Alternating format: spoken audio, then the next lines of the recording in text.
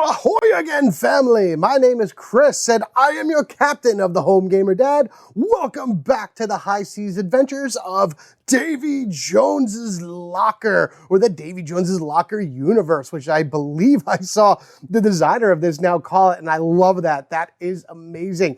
You guys probably remember this. If you're watching this now, you probably know the original thing I did, but about a year or so ago, I went and played the Kraken Wakes for you guys. I did the full playthrough of that, the tutorial and everything along that ways. But now we are going up against a new foe, the Curse of the Ghost Ships. So that's what this is going to be all about. This is going to be the Curse of the Ghost Ships expansion.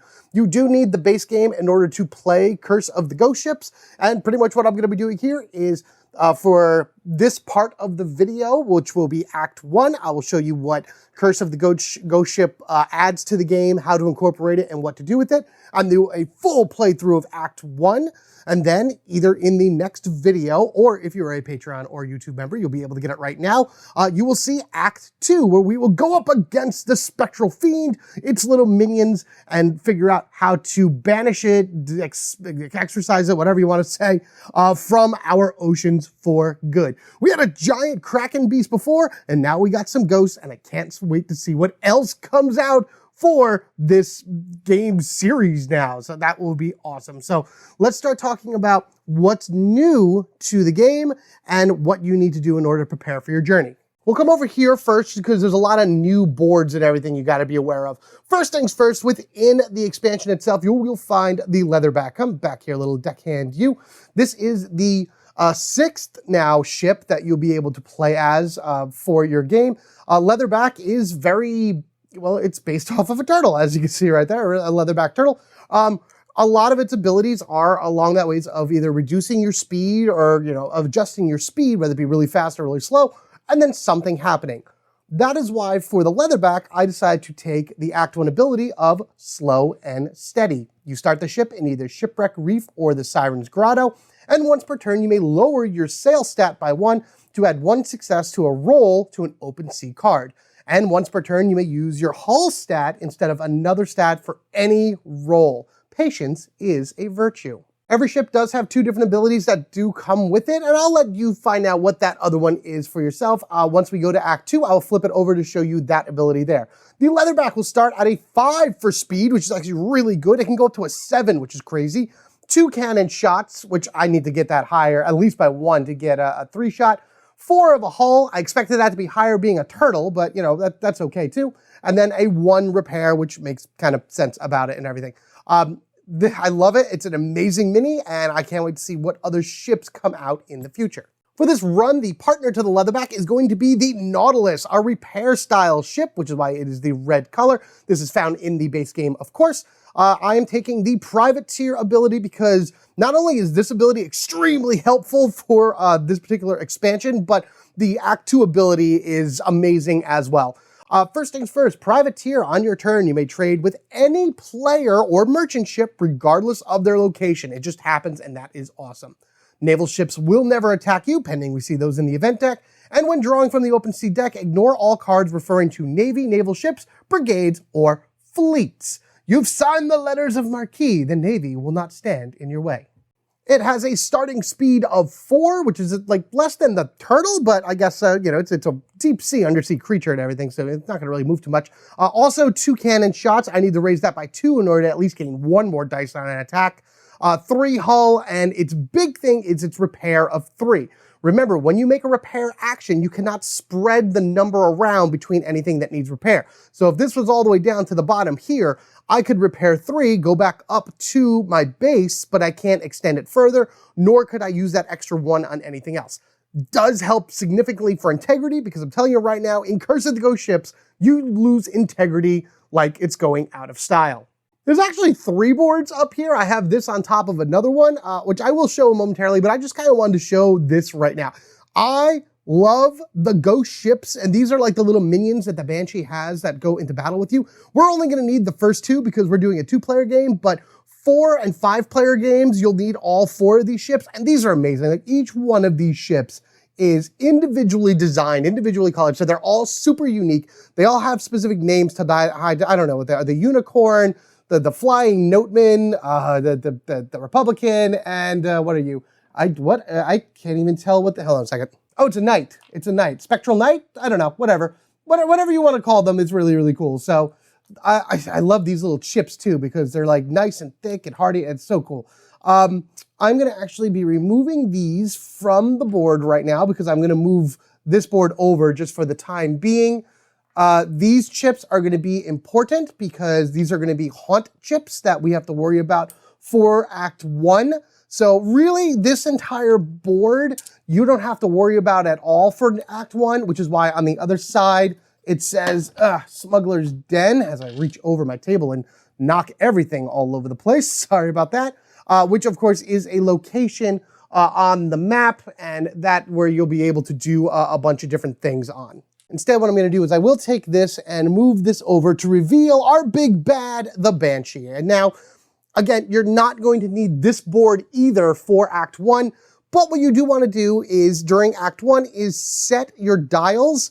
These are your soul dials based on your player count. Because we are in a 2-player game, each one of these counters will say a 2. So every one of these like life points of sorts, as you could say, so there's like 5 life to the Banshee. Each one has 2 souls absorbed onto it. If you were playing a 3-player game, this would be set at 3. If you were playing a 4 or 5-player game, this would be set to its maximum of 5, and that would be straight down all of them. I'll explain how to siphon, is what the ability is, souls from the Banshee in Act 2, because we don't have to worry about this at all during Act 1.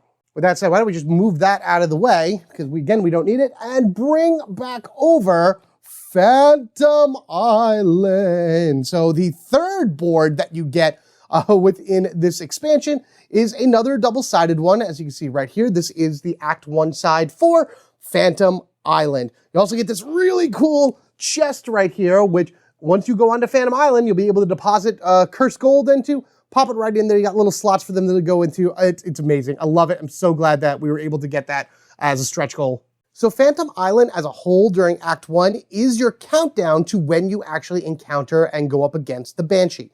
First thing that it is this is a round marker. You only get 5 turns within Act 1 in order to do what you got to do with your ship, power it up, drop off coins, things along that ways, because once this cube gets all the way over here and you go to move it again, that immediately summons the Banshee. Another thing that summons the Banshee is when you're on Phantom Island, you can deposit these. This is cursed gold. 15 of these come with the game. They also have a bag that comes with the game. Unfortunately, mine did not come with a bag, and I just never, it was all on me. This is all on me, 100% on me. I know I could call up the what is it, Pudcat Games, or email them and get a bag and everything like that, but I don't care. I just have this like really cool little tote bag right here. You're gonna drop these coins in here, shuffle it up, and you're gonna pull coins from this, and you may get regular coins, you may get cursed gold. The coins themselves can be used to spend on anything in the market as per normal. It's in Act 2 that they have a little bit of a different thing, but in Act 1, if you're on Phantom Island, which I'll show you how to get to there from the map, you could use an action in order to deposit them into the treasure chest right here. If you deposit a certain amount of them, that would be 7 for a 2-player game, 9 for a 3-player game, 11 for a 4-player game, and 12 cursed gold for a 5-player game. If you manage to deposit that amount into the chest before the end of Act 1, you can summon the Banshee at will, which means you can just start the events of Act 2 immediately, and the Banshee takes an immediate hit. So that 5 health then becomes 4. So that's extremely, extremely helpful when taking that thing down, because I'm telling you, that ship does not play around.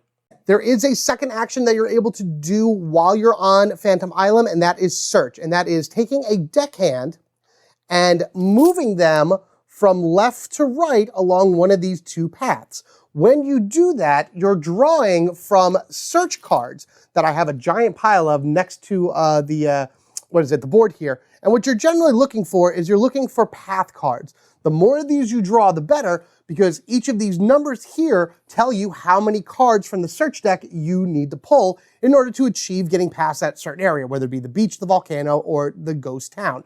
If you successfully get past an area, you could choose to end your search, and you would draw from this Spectral deck. And these have very useful items in it that you need in order to successfully attack or do other damage to the ghost ship and its minions. You need a Spectral item in order to do damage. You have to have something that counts as a Spectral item. So anything like this ominous sails is just something you have. It's not so much an equipment, some of them are passive, but should you have an item like this in your possession, you can do damage to a ghost ship and siphon from the Banshee. Be warned though, should you be searching and happen to draw a hex card, there are a bunch of these in the search pile, so you don't want to really grab these. It's kind of a risk versus reward thing for Phantom Island. If this is the first or second hex card you draw during your search, lower a stat by 1 that has not been lowered this turn and keep drawing if you have not reached the next space. If this is the third hex, you immediately end your search action and you take a curse card, and curse cards are bad. You do not want curse cards. In fact, you're forced to get one at the beginning of round 3 anyway. So basically that's how that works. So you move in, you take your searches, you know, you would shuffle it up or whatever, and then you would draw. All right, I found a path, and draw number 2, path. Awesome. Then you would choose to either stop there to draw 1 card and keep 1, or you can move on. I would move on to here, and then I would keep drawing. Oh, I got a hex. That's 1. That's a path, and that's a path. That's there. So now I have successfully drawn 3 from here. So now I could draw 2 cards from the Spectral deck and keep 1. If I chose to move on, I would need to draw 4 from the search deck, and then I would draw 3 and keep 2. This pile is cumulative. So the next one I would draw would be a path, and if I happen to draw a hex, that would be on the pile. 3 hexes out of everything you draw means that you have failed the search, but if you manage to get to the end of it, keeping 2 out of the 3 things that you draw is extremely helpful. After you're done searching, your deckhand comes back to you, and you leave Phantom Island. So as far as setting up the main board for Curse of the Ghost Ship, it's pretty much going to run almost exactly the same as Kraken Wakes. The first thing you got to remember is that each one of the 4 main locations are going to have each 2 stacks of cards associated with them, Explore and Market cards. There are cards that came with Curse of the Ghost Ships that would get shuffled into each one of these decks. Feel free to shuffle them in, leave them in there, that is okay. Even if you're playing Kraken Wakes, those cards should be fine to use with that as well. As far as the main board goes, you're going to want to find these 2 portal tiles right here. These are how you access Phantom Island. So if your ship is on a spot and you land on there, you get teleported over to Phantom Island. I believe, and I think this is how I interpret it, I'm sure somebody down in the comments, you know, one of the designers or whatever will be able to correct me, but I believe this is still a space. Like, you are technically considered on this space for all purposes of being attacked or anything along that ways, because I read somewhere that Phantom Island is not a safe haven. It might be more for Act 2 than Act 1, but there are certain situations where I feel like if I am here, I would need to be able to gain access to something that might be within my vicinity as well, and I am able to do that, or at least that's the way that I played it. I may even show that in this playthrough. We'll see how it goes. But this is how you access it. Normally, when you're playing, that's not even a space. It's like the edge of the map, so you would go around it. But for this case, you are here. Once you enter Phantom Island, you are considered on that board as well. When you leave Phantom Island, you can leave from either one of the 2 portals. So you're in here, you'd be on the island doing your thing, blah, blah, blah, blah. You can then leave from here with your first movement being on that side. So you kind of bounce to the other end of the board using these portals. Your treasure galleons, your shipwrecks, and your regular treasure cards will all be regularly shuffled as per usual. There are new ones, I believe, shuffled into all 3 of the decks. I know definitely there's 2 new treasures. I don't remember if there's new shipwrecks and new treasure galleons, but good idea to just kind of shuffle them all together anyway and do that. As far as the open sea deck goes, take out every tentacle card. You will not need any of the cards that have the tentacle icon or relate to the Kraken or whatever like that. Instead, there are haunt cards that you have from Curse of the Ghost Ship, and instead of shuffling in a certain amount based off of characters, you're just going to shuffle them all into the open sea deck and just leave them as is. You will draw them maybe as you go along. If you draw haunts, that is terrible. Events, however, also are the same way. There are a few new ones going through, so what we're going to do is we're actually going to shuffle this up right here, and for this, you're only going to draw 5. With the Kraken Wakes, you drew 6. 1, 2, 3, 4, 5.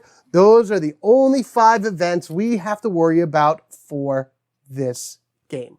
And then over here, I just have the other decks of cards that came with Curse of the Ghost Ship. So you have your Spectral cards, your Search cards. I'm telling you, this search deck is huge. There's so many cards in this deck, and the majority of them are path cards. But, you know, of course, the way that it's going to play is you're going to draw nothing but hex cards, because that's how life is, instead of just drawing the paths that you need. And then here are your curse cards up here. The curse cards do bad things to your ships. So if you're used to having the Kraken that has Kraken constantly being powered up, these curse cards depower your ship, and that's where the balance comes in.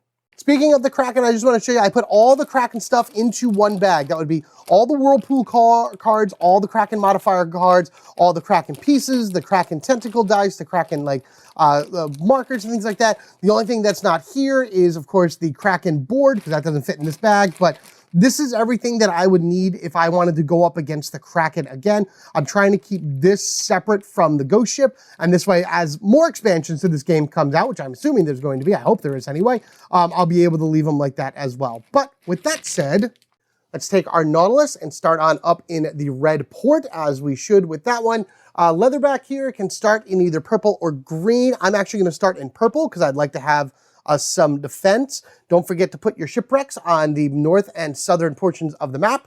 And finally, we get to draw 2 coins for this. So you can look in there and see they're kind of all mixed in. I'm just going to kind of shove my hand in here. All right, we'll take 1 and 2 for the Nautilus, and come on. Okay, so we got to go. So got 1 curse for the Leatherback. Not looking, where is it? Oh, we got 2. Ooh, we got 2 for the Leatherback. Okay. So now the Leatherback actually gets this attached to it as well. Should you have cursed gold in your possession, like drawing cursed gold and getting it into like your inventory and everything, you are now haunted. There is a new phase to this game, and that is the haunt phase. This is skipped during turn 1, so we don't have to worry about that. Let's not have this at 3. Let's put that at 8. At the beginning of a round, except for round 1, so it'll start in round 2, the beginning of a round, if you are haunted, which means you have this chip, you lose an integrity to your ship. So be careful with that as well. There is only one way of getting rid of a haunt, and that's going to Phantom Island and making a drop action where you are dropping any number of cursed gold into the chest right here. Now, you don't have to drop it all, and as long as you drop at least 1, you'll be unhaunted. But you got to keep in mind that as well. This can be used for other things. You can purchase items and things like that. In Act 2, you could use this to re-roll enemy dice, whereas this is re-rolling your dice. So that's kind of the difference between the 2 coins. Bribing your crew or re-rolling enemy dice. So that's the main stuff there. I am going to have the Nautilus start, and this is one of my fancy new tokens that my buddy Paul made me. So this is going to represent whose turn it is. So the Nautilus will go first. And the way this works is we draw an event card, the Nautilus goes, the Leatherback goes, and then we move on to the next round. So we are right here. I don't think we move that. No, that just represents round 1. All right, let's go ahead and draw our first event card and start our open seas adventure. All right, here we go. Our first event. Scouts at Port. At the beginning of each player's turn, they may look at the top card of the Explore and Market deck of 1 port. They may decide to put each card back on top of the deck or place it on the bottom of the deck. All right, so in that case then, because I am the Nautilus over here at red, I will look at the top Explore card for Remedy Cove and the top Market card for Remedy Cove. Let's see here. Wrong way to earn sea legs. I'll just look it over really quickly. I would need, it's going to be rolling a sail stat, which is pretty good, but it will -1 to my repair if I don't do anything good, and I don't really want to have that. So I'm going to take this Explore card, and I'm going to put it on the bottom. As far as the item goes, the Repair Dinghy, place the dinghy tile on an adjacent space. For 1 action, the same space the dinghy may remove from game to heal for...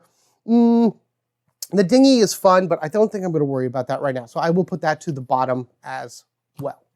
All right, now we get to start our main turn right now with the Nautilus. You get 3 actions a turn. You cannot repeat actions. And trust me, you have plenty of actions to choose from in order to figure out what it is you want to do. A really cool new player aid that you get from Curse of the Ghost Ships shows you all of your player actions. Sailing, which moves around the board. trading for anybody within your spot, but because I have the privateer, I can trade at will. I can plunder where I am in order to take cards. I can repair my ship. I can attack anything anything like a raiding ship or a naval ship or whatever. I can explore the port. I can visit the market, exploring shipment, hunting the treasure galleons, smuggle if I'm on Smuggler's Den, bolstering, which adds 1 success to any one of my stats, and then searching and dropping from Phantom Island. That's everything really quickly right there. Go check out my How to Play for more detail. All right, action number 1, we're going to explore. Let's explore Remedy Cove with eating the bilge rats. Ew. You see a strange ship coasting in with no apparent crew aboard. There are streaks of red running down the sides, almost as if the ship is bleeding. As it runs ashore, you decide to explore this mysterious vessel. Make a repair roll. So this is one of the new cards from Curse of the Ghost Ship. Lucky us, right? It says Spectral in the bottom right. I'm pretty sure that's like, if you had a Spectral card, it would be like having one of the like deckhands or this powder monkey or something like that, where if I had a Spectral card, I can choose any one of these in order to immediately succeed at. But because I don't, I have to make the repair roll. Luckily, our ship is like specializes in repair, so we get to roll 3 dice, and we need a 3 or higher to get what we want, and we got it. We got it. That was a blank, but I got 1, 2, 3, 4. Fantastic. With a 4 or more, you go aboard and find the galley fully stocked with fresh food. Increase repair by 1 and gain 4 gold. Huzzah! So we're going to gain the gold, or we're going to gain the 1 repair right there. So now that's at 4. That's going to be extremely, extremely helpful in the next round. Trust me. And we're going to go ahead. I'm closing my eyes. I don't know where. Come on, come on, come on. All right, what do I got? All right, so I have 1, 2, 3, 4 right here. So I know I got those 4. Because I have gold, I am now haunted as well. And I cannot get rid of this until I drop some of this gold. As much as I would love to just kind of give it all to the Leatherback and be unhaunted, you won't get unhaunted just by discarding it. You have to drop it at Phantom Island. And I do plan on doing that, but you know, maybe not right now. All right, so we did that. That has been successfully done. I'm just gonna put this, it's supposed to go to like a discard pile, but I'm just gonna put it on the bottom just because I can. What I'm going to do now is I am going to sail on over to Phantom Island. That is 4 spaces away. So 1, 2, 3, 4. So remember, this is a whole space, this is a whole space, and then these start becoming individual hexes. Because I move through open water, regardless of anything, I have to draw an open sea card.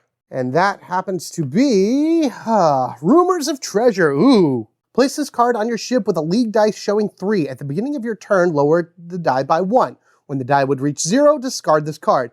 The next time you make an explore shipwreck action with this card, roll +2 dice, then discard this card. All right, so that only happens at the beginning of my turn. I'm going to put it down here for right now, just like a little bit off camera.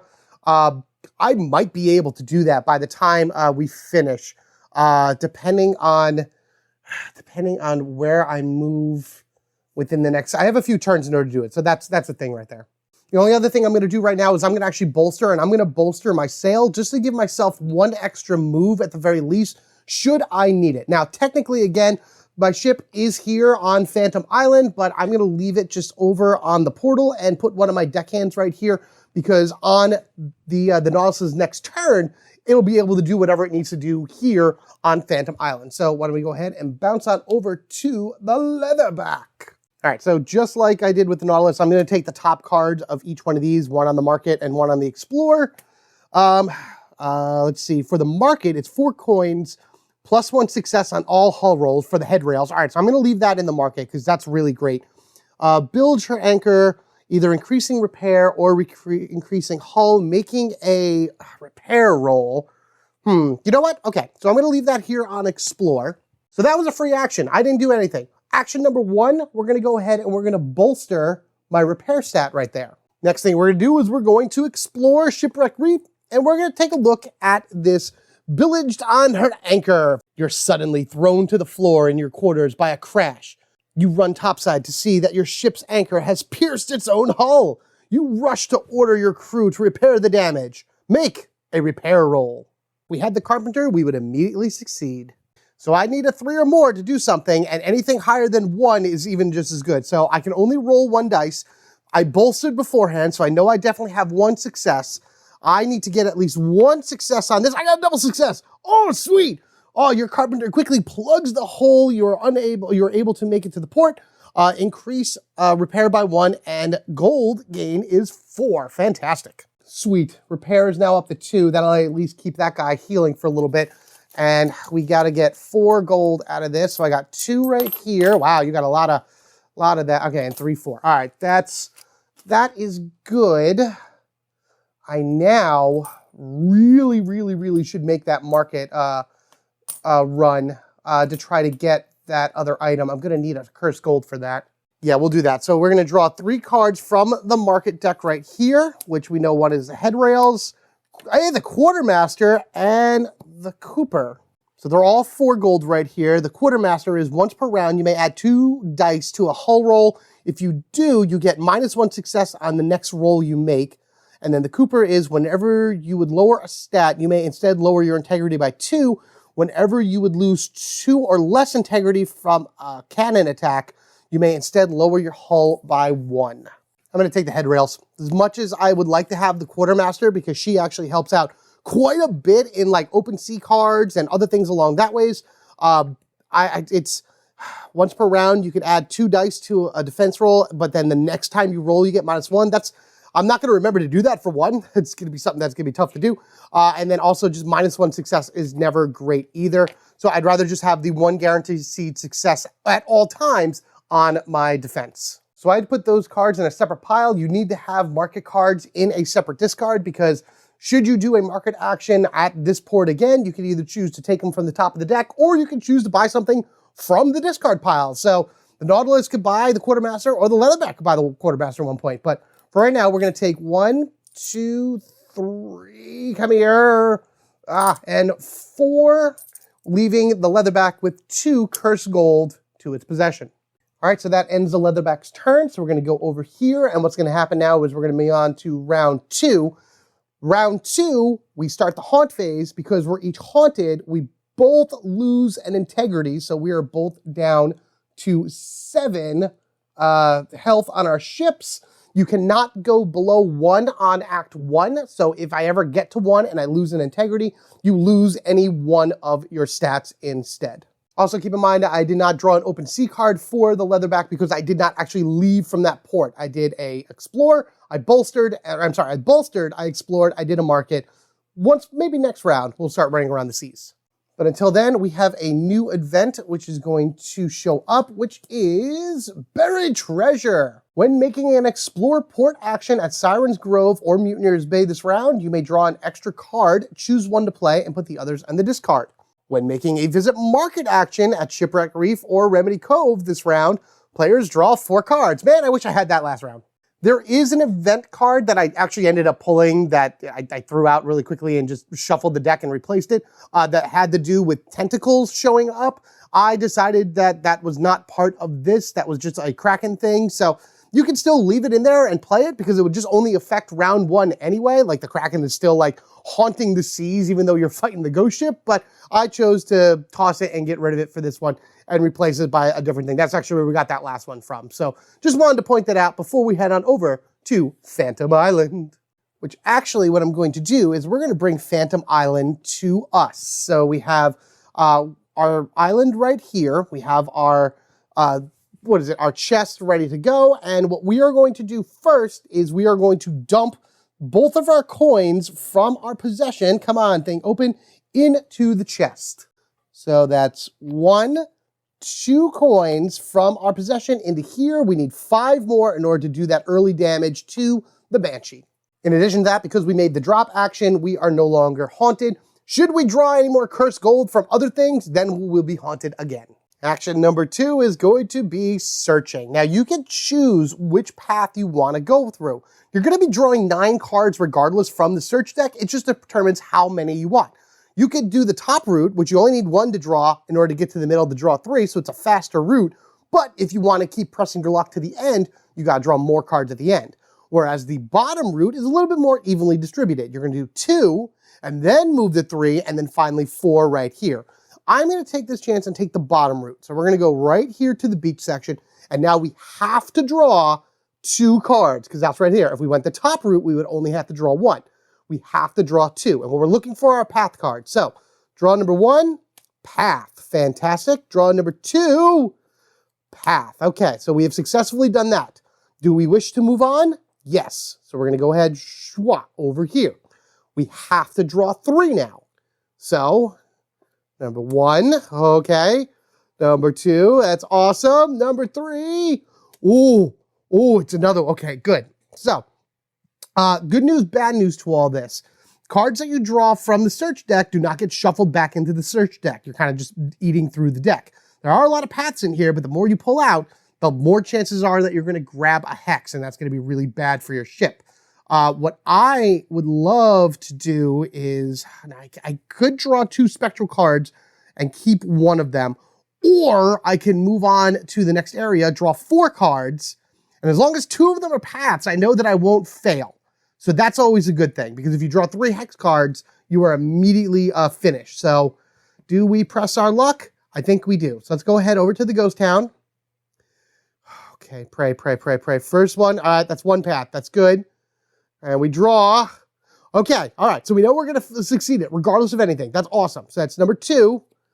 There's our first hex. That's number 3. And number 4 is a, wow, out of all of that, I only drew 1 hex card. Okay, so if this is the 3rd hex card, it is not lower a stat by 1 that has not been lowered this turn. I'm going to lower my sail by 1 simply because I can always heal it later, but it's at a 4, so that's really not that bad either. So that's a good one. All right, so with that said and done, this goes back over here. I'm going to leave these off to the side because this is a discard pile for those. And now we have gone ahead and we were able to draw 3 spectral cards, and we can keep 2 of them, which is great because we can always give one to the Leatherback using my privateer ability.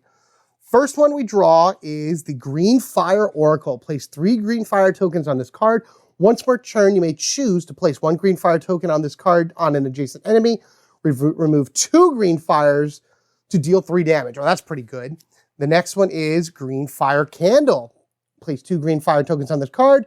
When you would lose integrity from an attack, you may instead remove a token and take no damage. Ooh!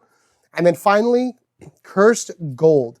I would take 2 Cursed Gold from the bag, and then I can choose to either remove up to 2 tokens from play, so I can uncurse the Leatherback, or I can make 1 free drop actions with up to 3 Cursed Gold. So the 2 I would grab could go into the, into the thingy.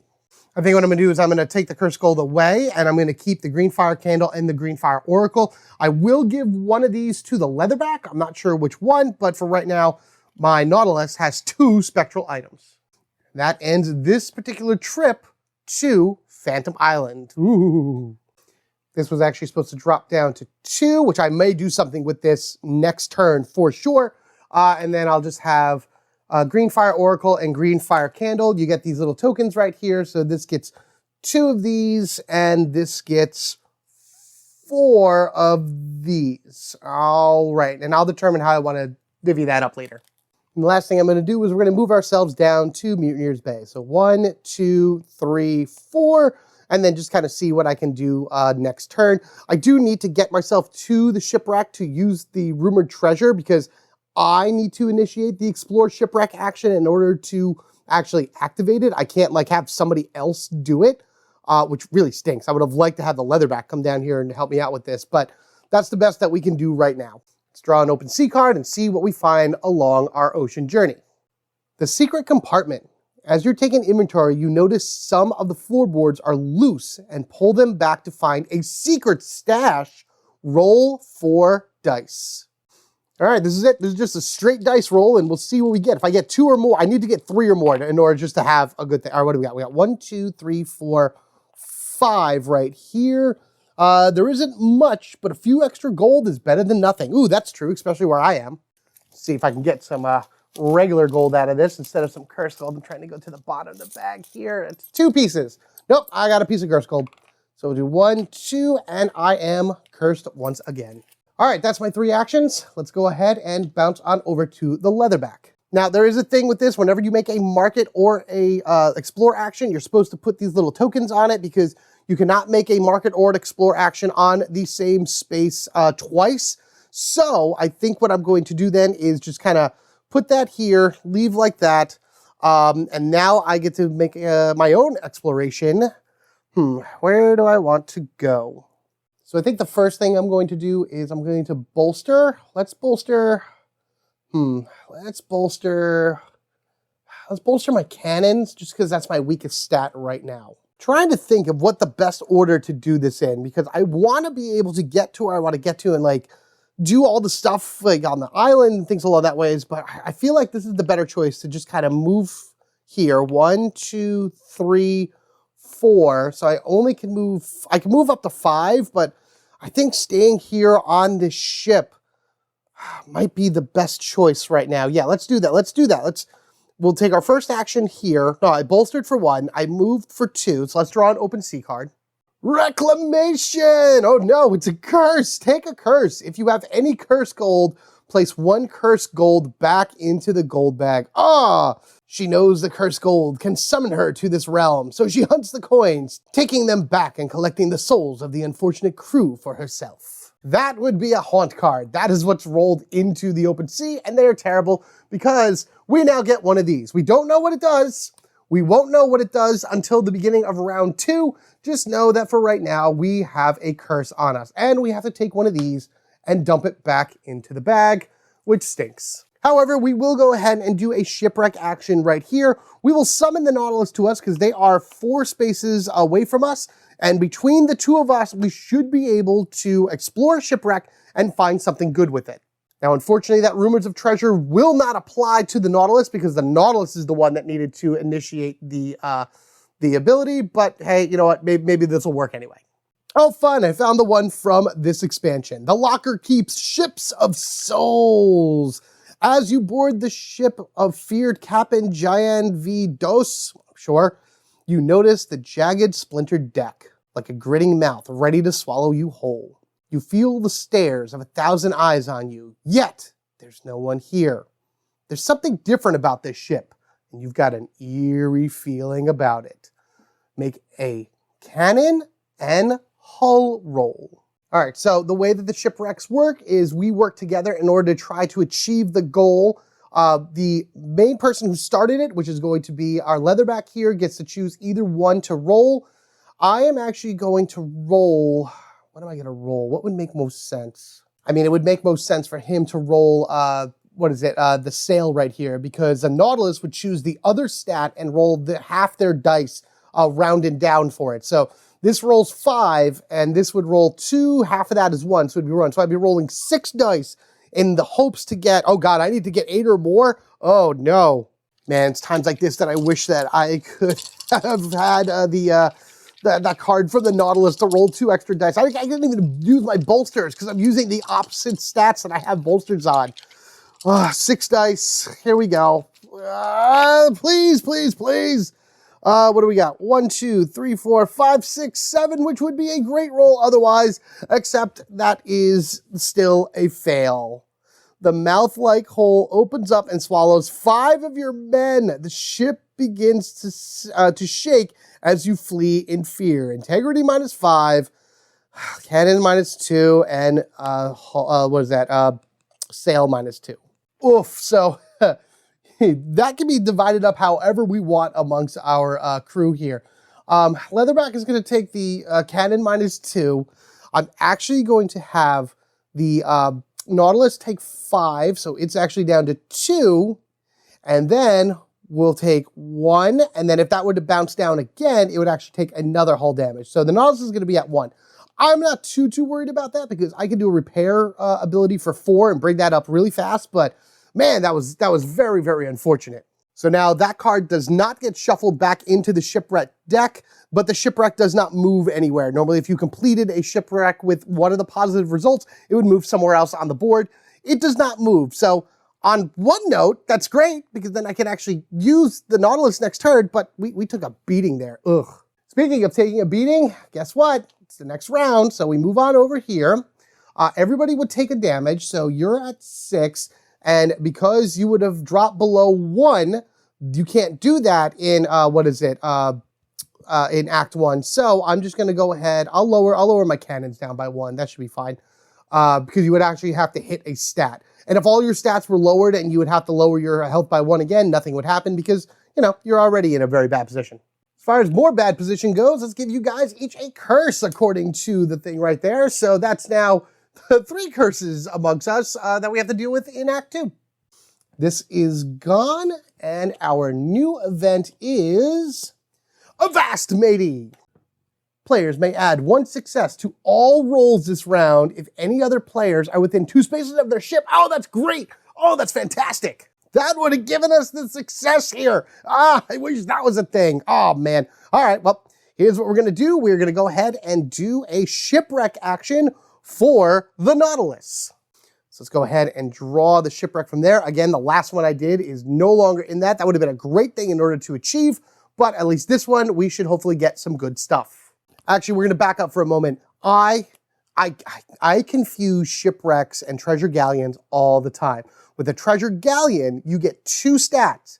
One person rolls 1 and the other rolls the other. Shipwrecks are different. I'm correcting this right now. I need to roll attack and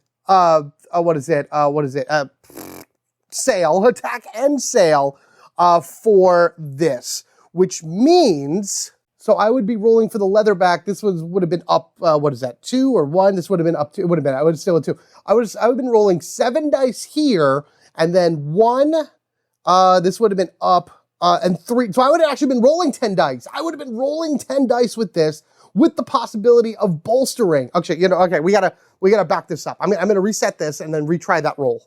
Okay, we're gonna retry this roll right here, because this may be, bring us to where we need to be. It's a cannon and a sail roll. So for the Leatherback, it's 5 for the sail and 2 for the cannon. And then for the Nautilus, it would be 3 additional dice, which is 1 from the cannon and 2 from the,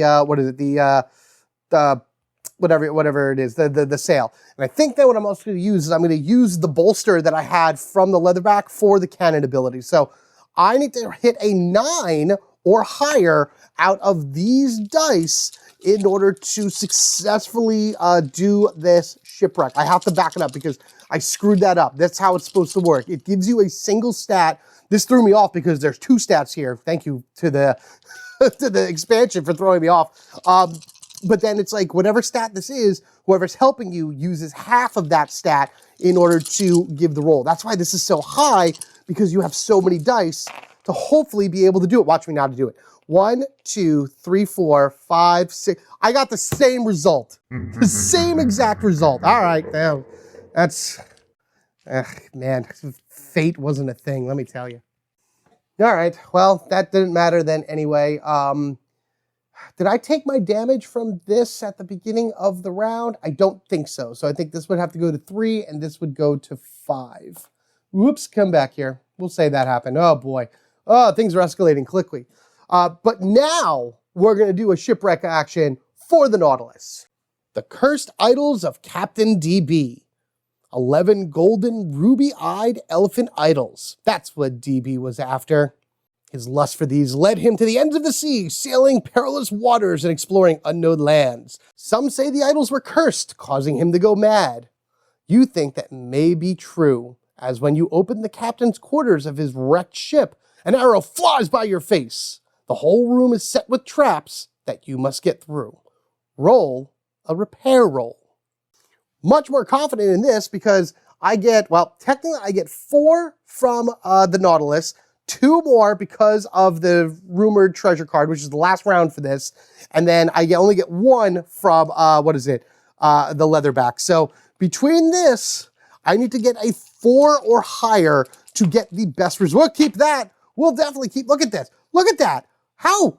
2, 4, 6, 8, 10, 11. Why couldn't I get that in the last one? Jeez. Carefully maneuvering, you disarm the traps, draw 2 treasure cards, pick 1 and shuffle the other back in, raise the stat by 1, and gain 4 gold. All right, let's see what we got for our treasure here. The first one we pull is Oh my God, that's so appropriate. We found the cursed idol. Of course we did. Why wouldn't it be there? Oh goodness. Okay, so this is one of the new treasures for, what is it? A ghost curse. Wow, curse of the ghost ship. You are possessed while you have this. That's not a great thing, by the way, but we'll explain possession later. When you siphon the Banshee, you may lower the integrity by 1, or your integrity by 1 to plus or minus 1 or 2 to the attack. That is extremely, extremely important for going up against the Banshee. It is, wow, you have no idea. If you have cursed gold on your ship, you may add 1 success anytime you make a roll. Oh boy.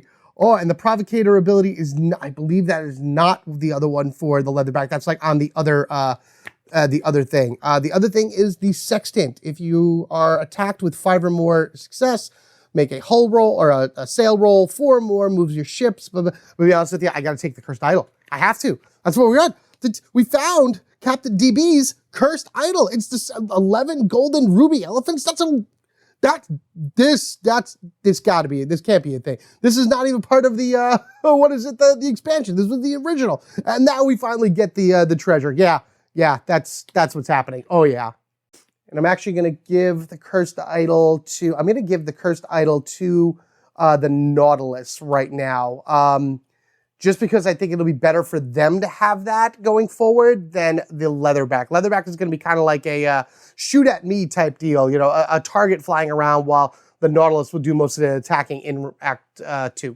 Next thing we got to do is raise any stat by 1. I'm actually going to raise the Leatherback's defense by 1 to try to get that to a 5 to go with the head rails. Again, to really kind of take the hits for the Nautilus as it's flying around doing its thing.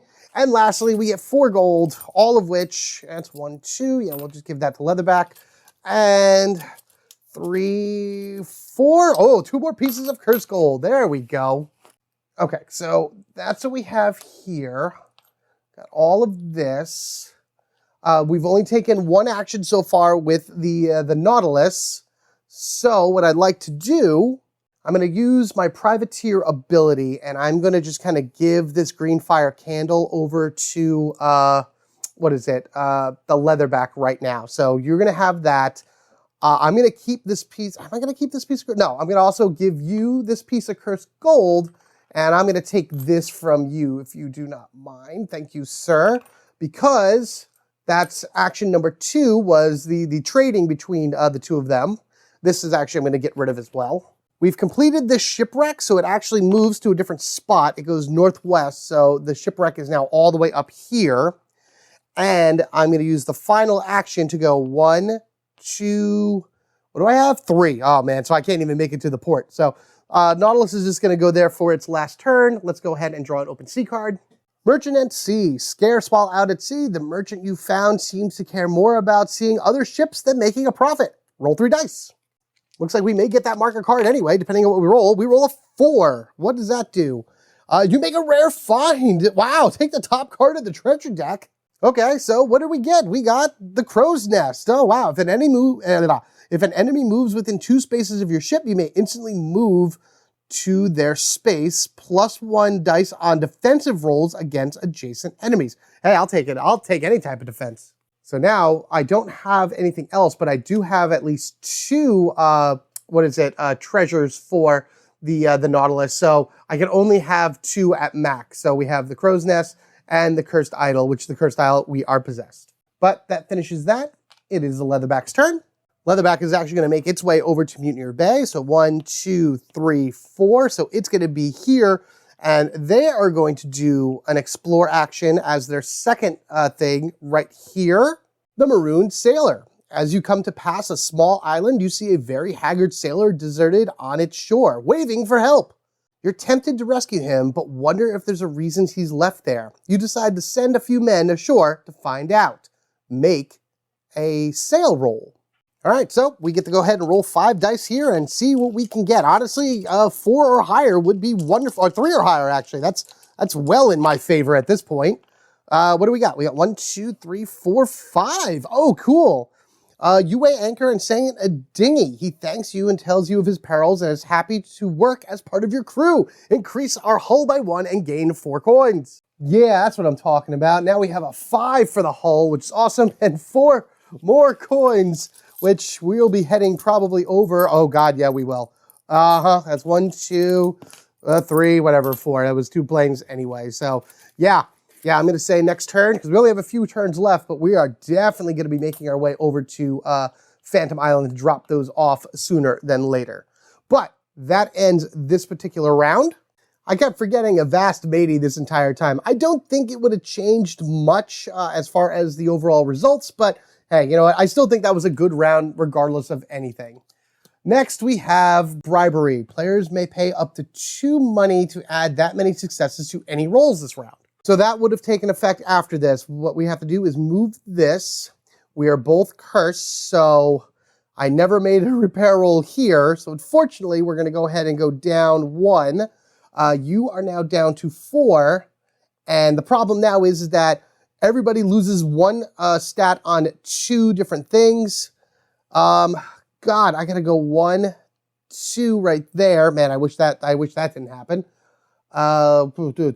What am I gonna lose? What am I gonna lose? I don't need too much movement, so we can go 1 on 2 stats. So I have to lose another 1 somewhere. I just got that up. Oh, you stinking curses. All right, that's fine. I need the 2 repair. I think the 2 repair right now is way more important. So with that said, it is the Nautilus's turn.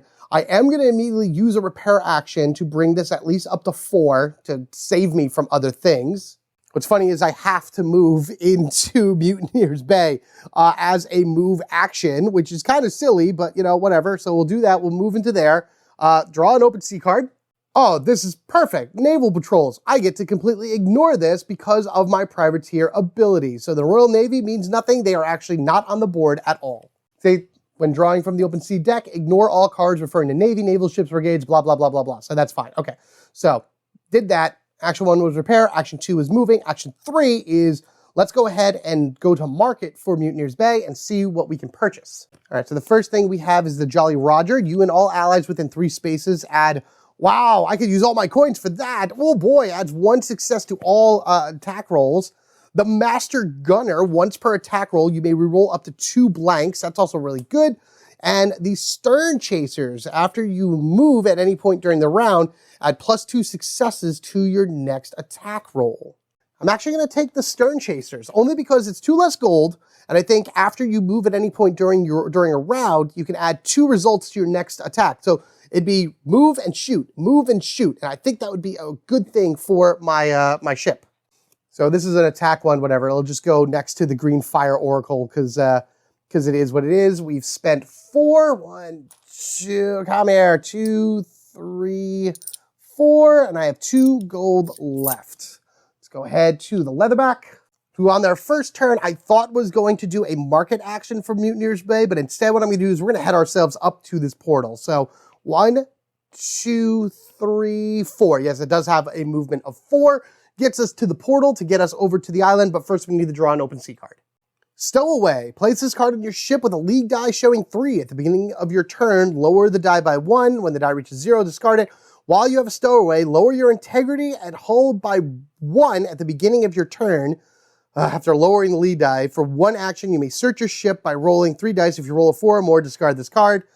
If you occupy Mutineer's Bay at any point, discard this card. Man, I wish I had the Master Gunner.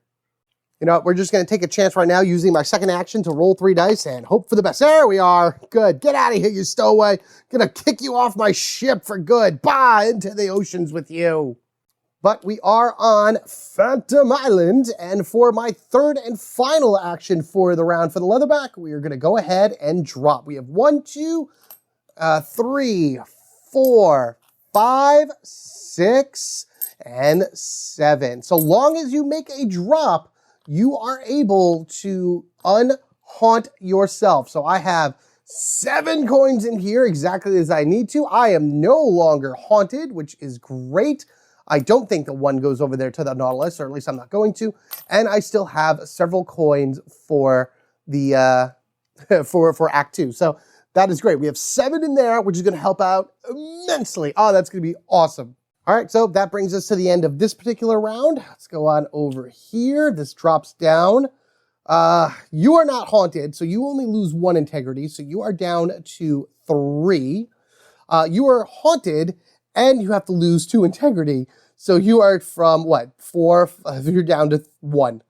Jeez, oh gosh, this hurts. You're gonna have to make another repair action immediately. Oh, you're not at 3, you're at 2, because I have to lose 2 integrity instead of 1. But this is the last round, everybody, so we better make it good. Speaking of which, what is our last event for this? Smuggler's Goods. Place the top card of each market deck face down in a pile on the Smuggler's Den board. Players may make a visit market action while occupying Smuggler's Den. If they do, they look at the cards in this pile, choose one to purchase at half costs, rounded down. Players who make this action cannot reveal which cards are in the pile at the end of a turn. Please put them back. Okay, market. And that's just pretty much what's there. You know what? I don't really care. I'm just going to show what they are anyway. Green Fire Raven. Oh, that I think is new. Place 3 green fire tokens on this card once per turn. Place 1 green fire token from your card and adjacent enemies. Enemies with 1 or more get minus. Wow. Okay. Well, I can just put green fire on them for the green fire oracle. I may want to grab that. Okay. That and that. Oh. Okay, so before I do anything else, it is the Nautilus's turn. What we're going to do is do a heal action first to bring you back up to 4.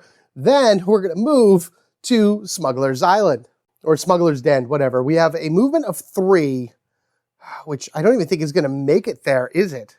Nope, it won't, but I will use the bolster that I had in order to give me the 4th movement. So 1, 2 free movement, 3 free movement, 4. You only get that 1 space of free movement so long as you move through the trade wind. So I've used my bolster for Smuggler's Den. To make it to Smuggler's Den, we'd still have to draw an open sea card. And if we draw anything with a trade wind marking on it, we have to do it. Nope, instead we got Unstable Rift. Take a curse. It's the 2nd curse for this guy.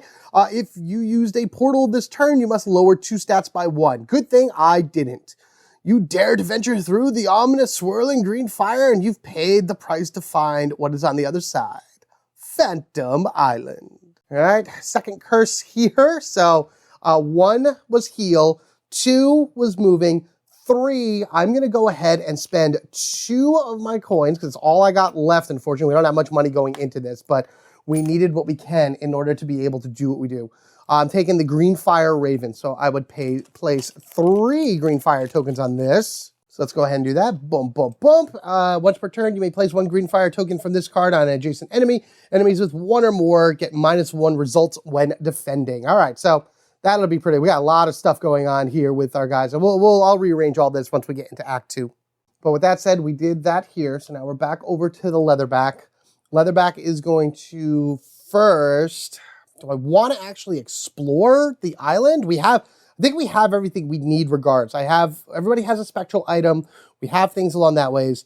What I actually am going to do is I'm going to recall you. We're actually going to pop out from here. Where I'm going to go is up to the Siren's Grotto, right? Or do I want to go to Smuggler's Den? Well, I don't think I can make it to Smuggler's Den on 4. 1, 2, 3, 4. No, I wouldn't be able to do it anyway. So 1, 2, 3, 4. So that's action 1. Let's draw our open sea card. Tattered Sails. Place this card on your ship with a league die showing 3. Beginning of your turn, reduce it by 1. While having Tattered Sails, you move 2 less spaces per sail action. For 1 action, you can attempt to patch it by rolling 3 dice, getting a 4 or more. If you occupy Siren's Grotto at any point, discard this card. Or if you have the Sailmaker. Well, I'm in Siren's Grotto, so goodbye to that. So whatever, that is a fine open sea card indeed. But we are in Siren's Grotto. I'm going to first explore, and then we're going to go to market. Sail ho! It's been 3 weeks at sea. No land, no ships, nothing to do. You're well equipped for a battle, a raid, anything. Yet there's none to be found. Then you hear those 2 words that make you grin and grab your cutlass. Sail ho! Make an attack roll. Oh, this is not going to be good. I only say that because I only have 2 dice that I have to work with here, and I need to at least get a 2. All right, so I at least got a 2. That's fine. You catch it, but there isn't any plunder. Increase your movement by 1 and 2 gold. Okay, cool. All right, so this at least will go back up to normal, which is fine, and then we get 2 gold as well. If I grab any cursed gold, which I did not, that's good, then I would have been cursed. But to market we go. First one we get is the lifeboat for 4 gold. You may rescue deckhands without using an action. After making a movement action, you may repair one. Oh, that's awesome. The navigator for 6 gold. That is everything I have. For every 3 spaces you move during your round, add +1 success to your cannon rolls. Okay. And the scouting gulls. This is from the new expansion. You and all allies within 3 spaces may move 1 space per turn on their turn without using an action. Ooh, that's good. That gives us some extra movement. I actually think I'm going to go with the lifeboat, though. As much as I like the scouting gulls and everything, it sounds really cool. The lifeboat, as long as I move, I heal. Plus, then I'm only spending 4 gold, and we have a little bit of gold as well. We have 2. We have 2 gold between the 2 of us in order to be able to do anything. This will enable the Leatherback to reroll one of its dice. This will cause a reroll of an enemy dice. And that, my friends, is going to end our journey through Act 1. With that said, let's clean up everything here, and I will see you for Act 2.